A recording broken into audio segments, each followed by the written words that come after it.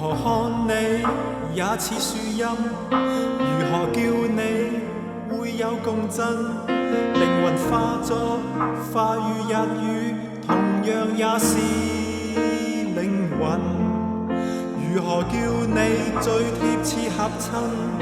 如何叫你會更興奮？連名帶姓會更接近你，還是咁陌生？要是完全忘了姓氏，也沒有本身的名字，總記得神情和語氣，無字暗語。你也心中有知，我叫你用回憶。你說這聲音可像你。